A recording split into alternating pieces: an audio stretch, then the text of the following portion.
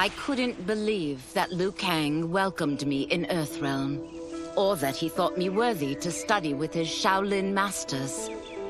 After a lifetime of wishing for one, I finally had a home. But my joy was tempered as I thought about Serena. My shadow sister was still under Quan Chi's yoke, and she deserved a life free of him as much, if not more, than I.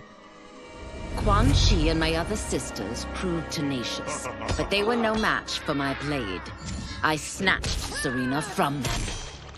Then Liu Kang helped me break Quan Chi's spell. Her mind free of his influence for the first time in years, Serena chose to join me in Earthrealm. My sister and I once again fight side by side. Only now we do so for Earthrealm. Together, we have formed the Order of Light. While the regime had changed, little else had. My people still suffered in silence, ignored by the rest of Outworld. Though now I knew Empress Melina's secret, that she was also afflicted with Tarkat. If anyone would help, it would be her. But how to get an audience? Syzoth. He was the Empress's new emissary to the Zaterrans. I asked him to introduce us. At great personal risk, he agreed. And as I'd prayed, the Empress was willing to meet. Even better, she would visit the colony. She was shocked to see how we lived. She moved quickly to provide for our care and comfort. Thanks to the Empress and Syzoth, we Tarkatans are no longer pariahs. Until our disease can be cured, that will do. Though the barriers between timelines had been rebuilt, there was no question that they could again be broken. Protecting this timeline would require eternal vigilance, so that it could not fall victim to further outside aggression. But nothing in my countless lifetimes had prepared me for this task. In none of them had multiple timelines ever coexisted.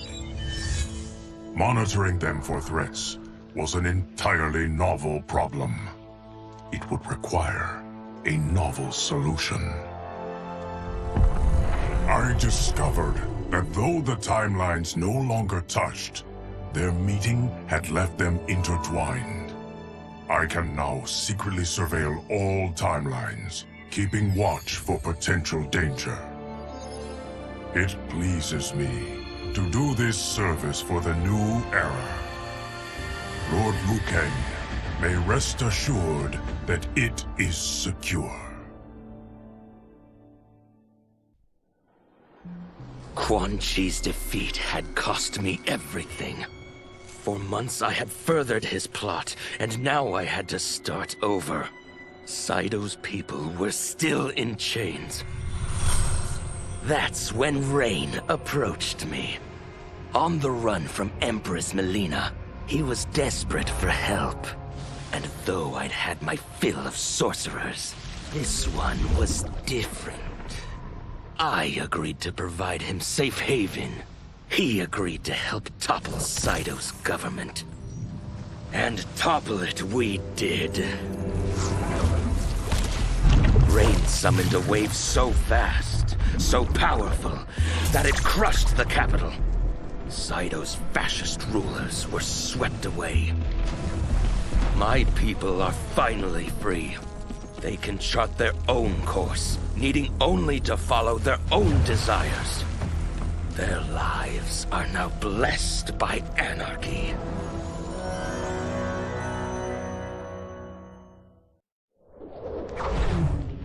Since this whole thing kicked off, I'd wondered why Liu Kang chose me to be a champion.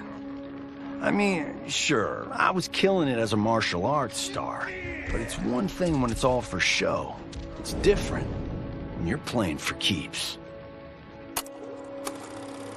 Then Liu Kang let me in on his master plan. He wanted the masses to know about the world beyond them, the one filled with gods and monsters, and he wanted me to tell them about it.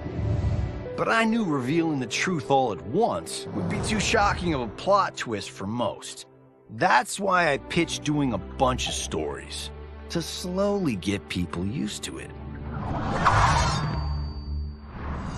And if there's one thing I can do, besides kick ass in combat, it's build a cinematic universe. I'm serving up movies, streaming series, games, you name it. I like that I'm doing a public service. And it doesn't hurt that I'm making more than a few bucks. It's the kind of synergy that would make any studio mogul proud. I wasn't looking for allies against the Yakuza, but I found one in Special Agent Jackson Briggs. He'd heard gangsters plotting to kill me on a wiretap and came calling, hoping I'd be his informant. We planned to part ways when we got the job done. But then, Shang Tsung showed up to steal Sento. Needless to say, Jackson had questions. It blew his mind to hear that the stories in Johnny's movies were real. Once the shock wore off, Jackson quickly sized up the threats Earthrealm faced. To deal with them, he got his bosses at the FBI to form the Outworld Investigation Agency.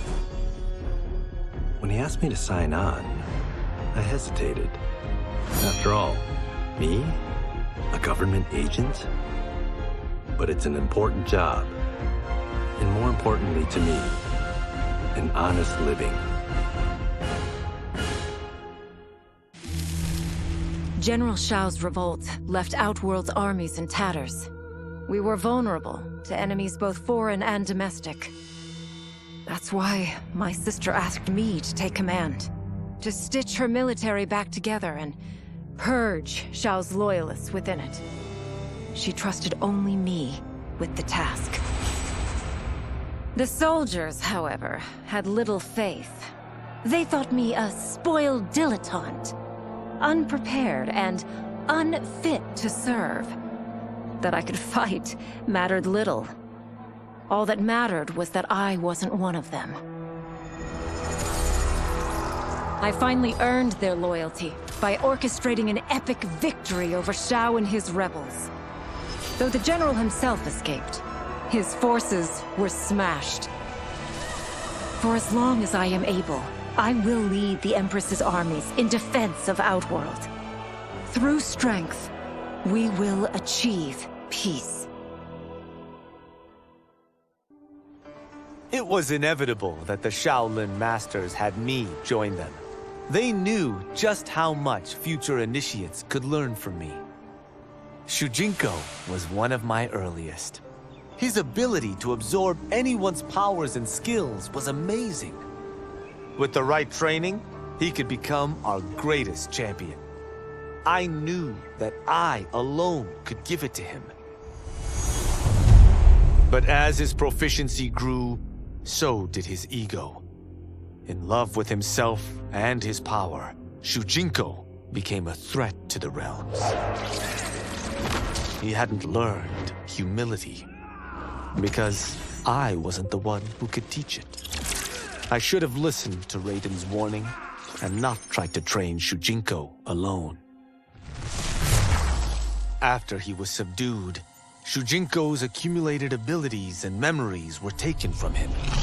He is once again a new initiate, ready to begin his training. This time, Raiden and I train Shujinko together. He will become the champion he is destined to be. And I will fulfill my duties, humbly and cooperatively. As her reign began, Empress Melina faced many challenges.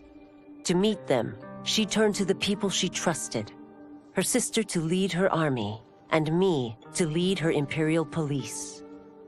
Though I missed Empress Sindel dearly, I was glad my ties with her family had been mended. But while it was an honor to be made responsible for Outworld's internal security, I soon realized accepting the appointment was a mistake. I'm not cut out to be a bureaucrat, nor am I patient enough to navigate the Imperial Court's politics. I was at my best patrolling Sundo's streets, when I could feel the city's pulse and serve and protect its citizens directly. That's why I resigned my post and resumed my role as Sundo's first constable. I end each day knowing I've made a difference.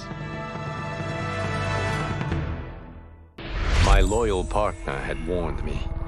Reclaiming my power as Keeper of Time might have unforeseen consequences. In this, as in most things, he proved prescient. The process I had undergone did irreparable harm to my body. Taking back my power had cost me my immortality.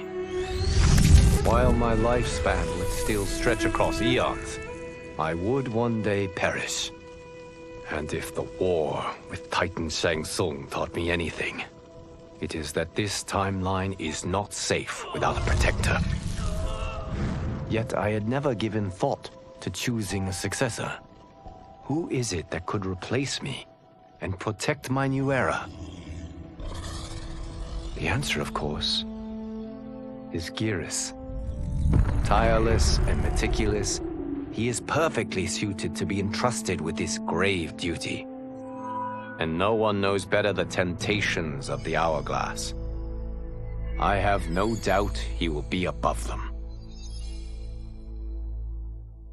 Though worried about how the public might react, I met with Baraka to discuss his Tarkatans. Speaking from his heart, he moved me. I agreed to visit his colony and see how his people lived. The conditions were atrocious. This was one of my mother's few mistakes. Like all Outworlders, she treated Tarkatans with scorn. What they deserved from us was compassion. And the only way to get it for them was to reveal my affliction. To show all my subjects that even an Empress could get Tarkat. The scandal my revelation caused was intense. But with the help of Kitana and Tanya, I emerged from it a stronger Empress than ever. My honesty, empathy, and resolve won over my remaining doubters. There is no longer any question that I am fit to lead the Empire. Quan Chi's plot collapsed. Along with it, my plan to secure new beings to feed my starving people. Because I'd advocated for partnering with him, I was held responsible. If I didn't seize for Viternus' new feeding grounds, the Coven would banish me. But then, I had a revelation. I didn't need to conquer realms to feed my people. I simply needed to capture enough beings to breed them. Once they multiply, Viternus will have a limitless, renewable source of food. And I only need a few thousand to start. A number so small compared to the billions in the realms that no one will notice as people go missing. But it will be more than enough to establish our breeding stock and feed a ravenous Viternus.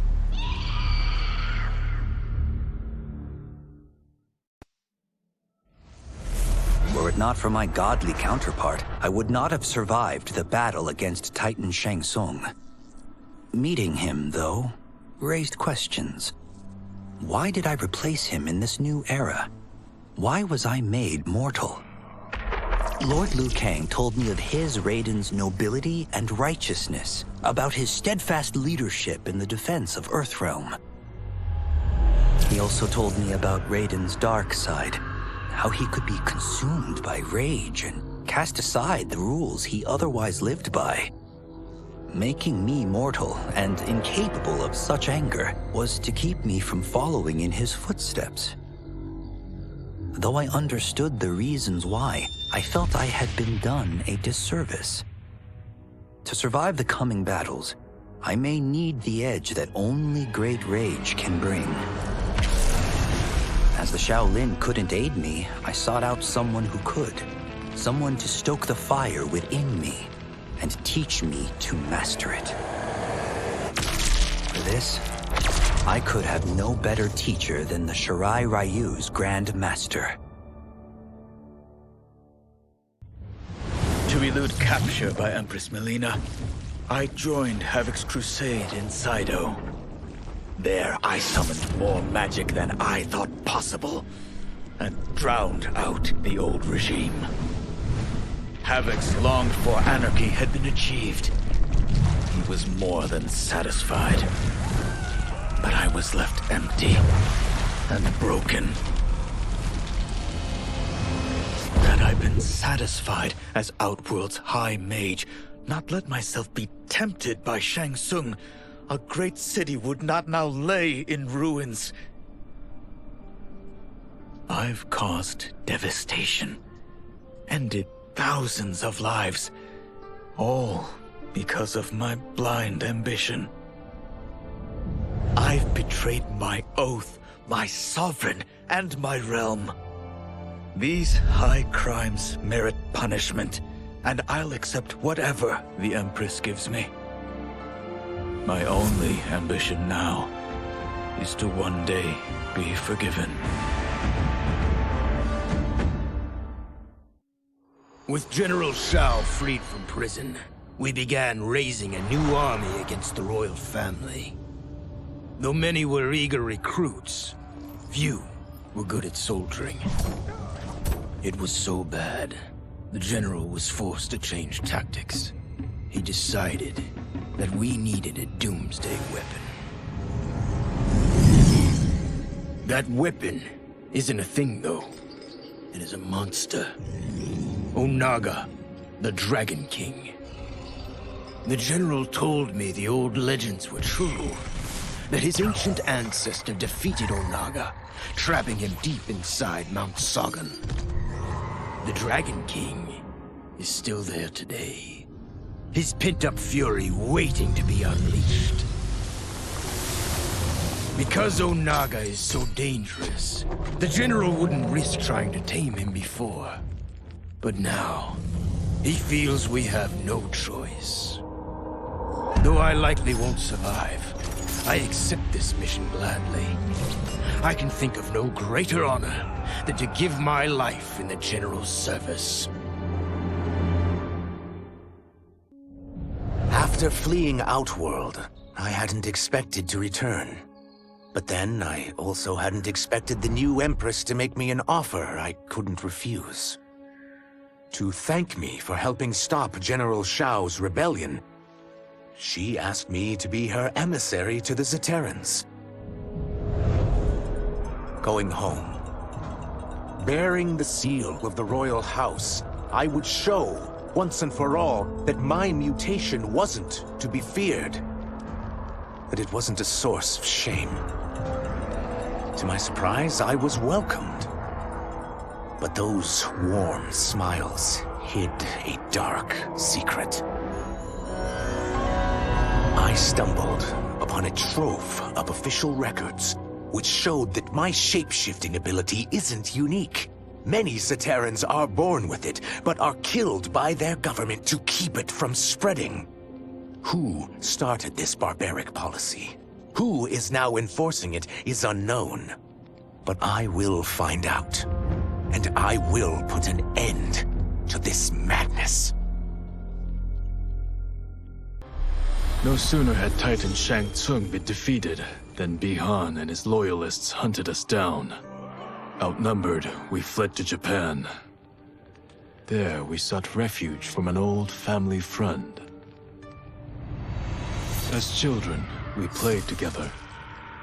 But Harumi Shirai was a woman now, the head of her clan. Her strength, beauty, and intellect awed me. Also incensed by Bihan's betrayal, Harumi agreed to help me forge a new clan, one that would stand against him and defend Earthrealm. Her aid proved invaluable, and as time went on, we grew closer. To honor Harumi and pay respects to my new bride, I named the clan after her, calling it the Shirai Ryu. Now the battle against my brother begins in earnest. The Shirai Ryu won't rest until Bihan is defeated and the Lin Kuei's honor restored. After escaping Leichin prison, I was hounded by the Imperial Police. I needed a place to hide and to recuperate while I plotted the best way forward. I knew the remote canton of my youth would be perfect. To escape capture, I traveled by sea. Little did I know that a gargantuan storm was brewing.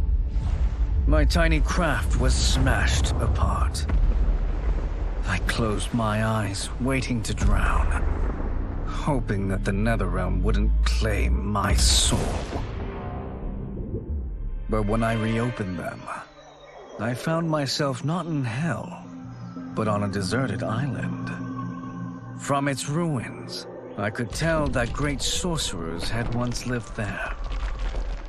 In the caves beneath the ruins, I found what I can only describe as a well of souls. Once I learn how to wield its power, I will become invincible.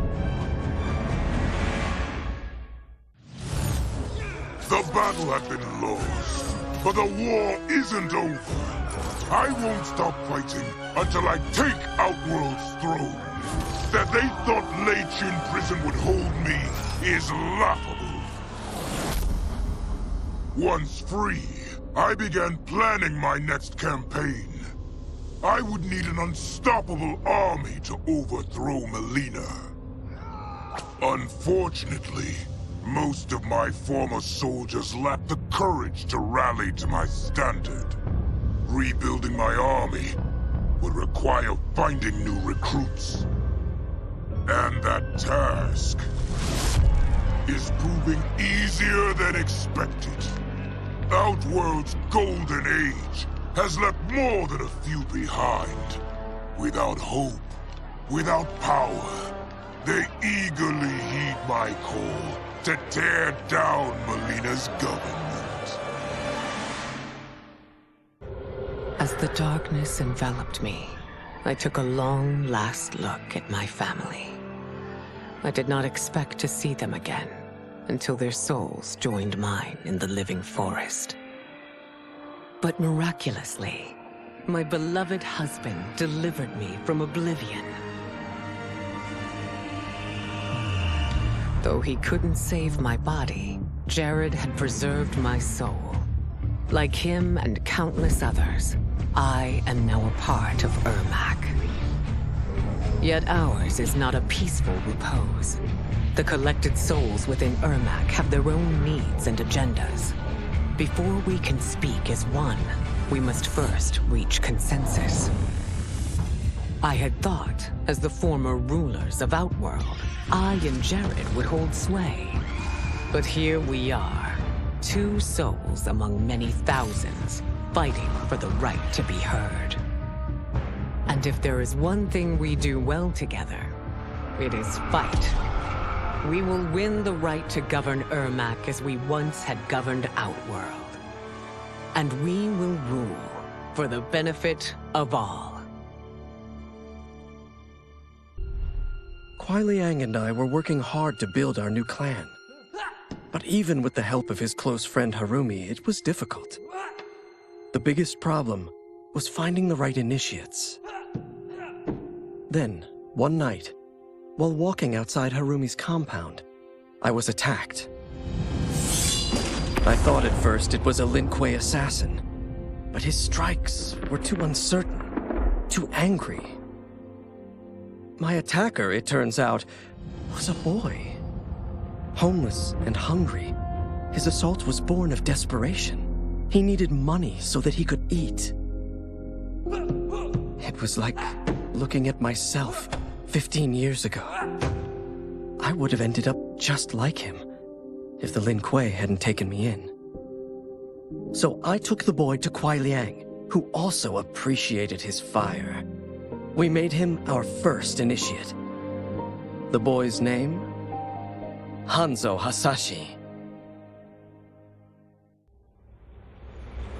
I had broken the Lin Kuei free of Liu Kang's enslavement. We were now masters of our destiny, and could take our place among Earthrealm's great nations. But taking and holding territory would require a vast army. I needed more fighters to make our presence felt. Then I recalled Shang Tsung's dragon warriors. An army of them would be unstoppable. But trafficking in such strong magic would surely draw Liu Kang's attention. Sector advised that we avoid detection by building our army using science, not sorcery. We've invested much into this endeavor, and we are beginning to see results. Once again proving the depths of Sector's genius. When we are done, all of Earthrealm will honor our desires and heed our demands. If not, they will face the Lin Kuei's wrath. Until recently, I hadn't met Li Mei, but I had heard the stories. How the Umgadi's matron superior blamed her for not preventing Emperor Jared's murder. How she quit in disgrace rather than accept punishment. But those stories didn't fit the woman I now knew. Li Mei would never have been so negligent. Eventually, I uncovered the truth. The failures and mistakes which led to the Emperor's murder, they resulted from poor decisions made by the matron superior themselves. They made Li Mei their scapegoat. When the Empress found out, she wanted the Umgadi disbanded. But I convinced her that it could be reformed. To make sure it did, she put me in charge. I am humbled by this sacred responsibility. The Umgadi, my sisters, they are my life. I will not let them be brought down by the acts of a selfish few.